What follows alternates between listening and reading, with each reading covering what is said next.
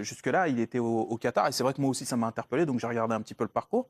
Mais en fait, ce qui se passe, c'est qu'au moment où peut-être il peut venir en Europe parce que des clubs comme Lille, mais d'autres aussi s'intéressent à lui, mais en fait, il lui propose l'entrée de gamme de Ligue 1, c'est-à-dire 3 à 4 fois moins ce qu'il peut gagner au Qatar. Donc les mecs se prennent pas la tête, ils y vont directement. Donc c'est pas salaire du représentatif joueur. le fait qu'il n'ait pas bougé. En fait. Ben non. Salaire net pour le joueur, 1,5 million d'euros. Donc Il met Slimani sur le banc quand même en ouais. sélection. Hein. Slimani, c'est pas Neymar ou Mbappé, mais enfin c'est quand même un joueur référencé. Solide, il le met sur le banc. Hein. Bagdad Bounedja, c'est son nom, que vous venez peut-être de découvrir, chers téléspectateurs.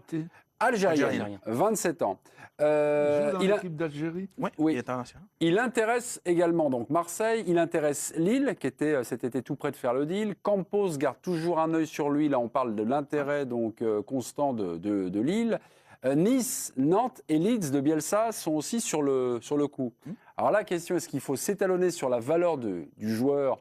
Est-ce qu'il faut s'étalonner sur la valeur du championnat du Qatar, qui n'est pas, Non, on va dire, un grand championnat, ou des demandes et du marché? Non, les demandes, il faut faire attention dans le foot maintenant, je trouve. Il peut y avoir des accidents de carrière, il peut y avoir, comme vient de l'expliquer Dave, quelqu'un qui passe sous les radars parce que tout simplement il gagnait beaucoup d'argent, il faisait vivre 30, 40 personnes.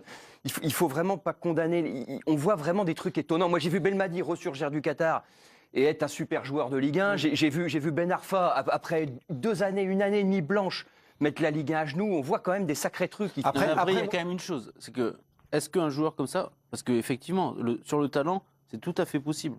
Et s'il est en sélection, c'est pas par hasard non plus. Mais est-ce qu'un joueur qui a joué aussi longtemps dans un championnat comme celui du Qatar, pas pris de va réussir à être performant dans la durée, en fait, avec une intensité plus régulière, plus exigeante. Mais surtout, à avec des matchs partir tous les de 3 jours. quand va-t-il réussir à l'être? Parce que souviens-toi de Keita à Lille, il a mis 6 mois avant de commencer à mettre un pied dans Ils n'avaient pas l'eau. le même âge. Et ils n'avaient pas le même âge, et c'était Lille et pas Marseille. C'est-à-dire que les attentes ne sont pas tout à fait les mêmes. Bien sûr. L'OM a déboursé cet été 59 millions d'euros, je vous le rappelle, pour un recrutement pour l'instant raté. Strootman, Kalitaka, Radonjic. Le prochain là, qui va être recruté, là, le fameux, on va mettre des guillemets, mais le grand attaquant